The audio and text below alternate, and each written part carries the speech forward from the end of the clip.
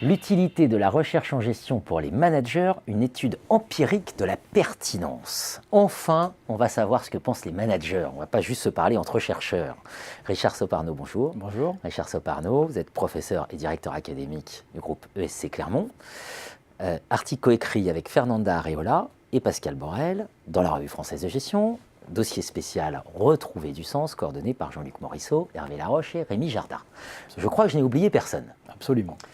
Article extrêmement intéressant. Vous nous dites, pour faire simple, il y a un grand débat dans la littérature. Rigueur, sous-entendu scientifique. Pertinence, sous-entendu implication managériale. Et vous nous dites, on n'interroge jamais les praticiens sur cette question de la pertinence. On ne leur demande pas leur avis. C'est ce que vous avez fait. Exactement.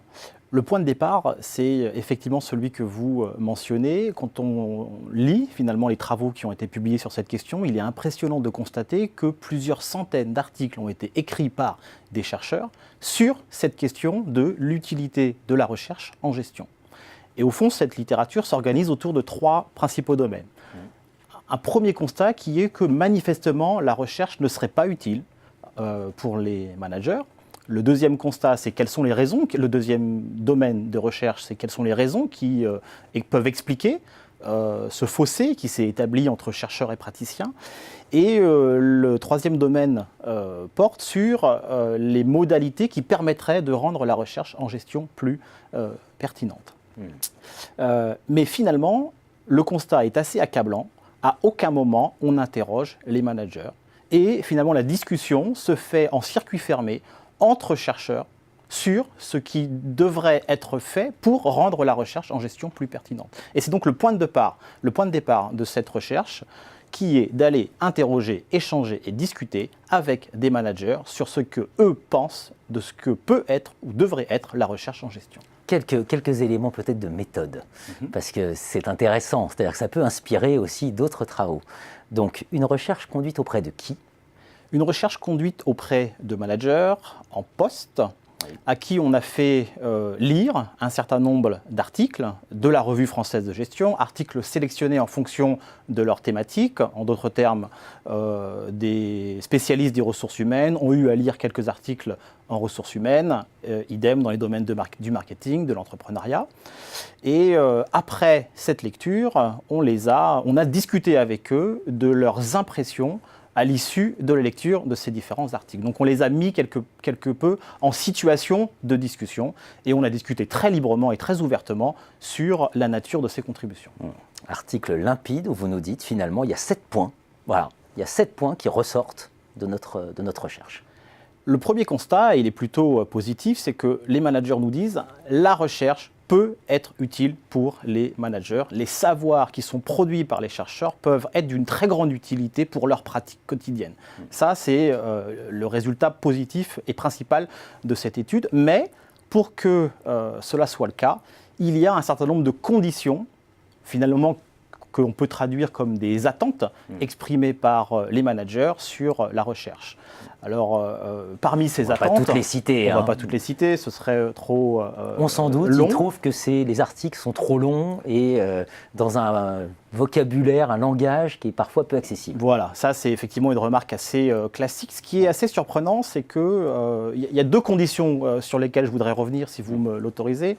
La première, c'est que la littérature avait mis en évidence que les managers seraient manifestement plutôt en attente d'études qualitatives parce qu'elles seraient plus faciles à comprendre et plus en phase avec leur réalité quotidienne. En fait, les managers nous disent le contraire. Ils sont plutôt en attente d'études volumineuses, de données massives qui permettent finalement de traduire le caractère peut-être plus fiable ou plus robuste des savoirs que nous produisons. Évidemment, il faut nuancer ce propos. On voit là qu'ils véhiculent une certaine vision, leur vision de ce que devrait être la recherche en gestion. On sait que c'est un peu plus compliqué que ça. Mais c'est une attente qu'ils expriment et je crois qu'il ne faut pas la négliger et la nier. La deuxième, c'est que quand on regarde les implications managériales de nos articles, force est de reconnaître qu'elles sont souvent assez sommaires, et en tout cas qu'elles sont toujours adressées aux pairs, c'est-à-dire à des praticiens. Et eux nous disent, les applications managériales que nous lisons sont de notre point de vue assez peu convaincantes. En tout cas, on ne se sent pas en capacité de les utiliser dans le cadre de notre action quotidienne. Et donc, ils sont en attente de recommandations managériales beaucoup plus applicables, beaucoup plus précises, qui définissent le contexte de leur mise en œuvre, qui définissent les résultats auxquels ils peuvent éventuellement prétendre.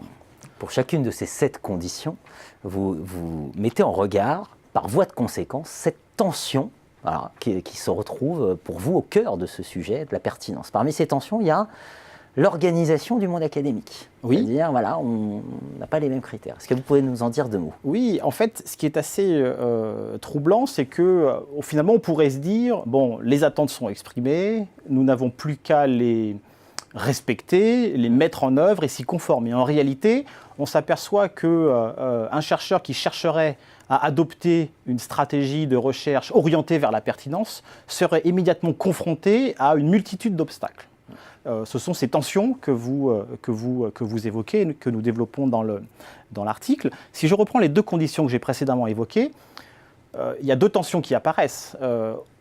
Qu'un chercheur s'oriente vers des méthodologies plus quantitatives, orientées vers la recherche de données plus volumineuses, c'est automatiquement une forme de négation de sa liberté scientifique, c'est presque une forme de reniement d'une certaine conception de la science.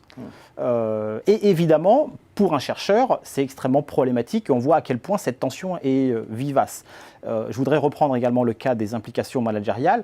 On s'aperçoit que là, nous, chercheurs, nous ne sommes pas véritablement préparés à rédiger des implications managériales telles que les managers l'attendraient. C'est-à-dire que nous rédigeons des implications managériales telles que nous les percevons, mais certainement pas telles que les managers les attendent.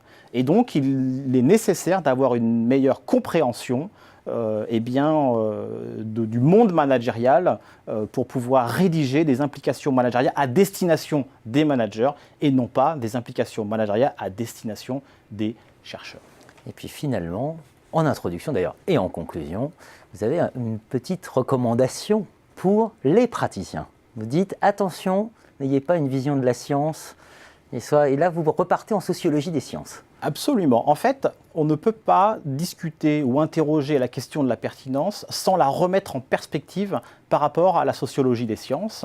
Il y a la question de savoir comment les savoirs scientifiques sont produits en la matière. Il y a 3 principaux, faisons simple, domaines. Il y a l'éthos, l'éthos de la science telle qu'elle est véhiculée par le fonctionnaliste Merton.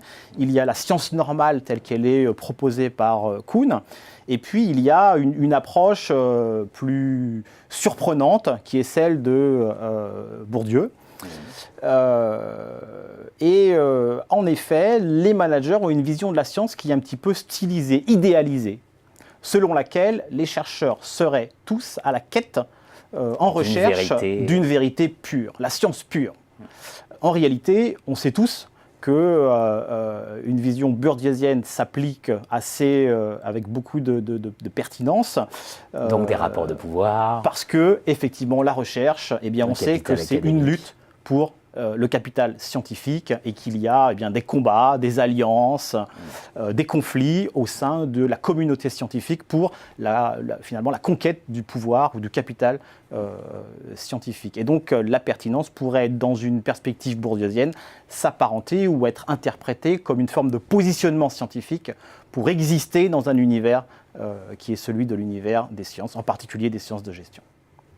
Pour un dialogue enrichi entre les praticiens et les chercheurs autour de la question de la pertinence, et pas juste entre chercheurs, mais en mobilisant vraiment les praticiens. Merci Richard Soparno. Merci beaucoup.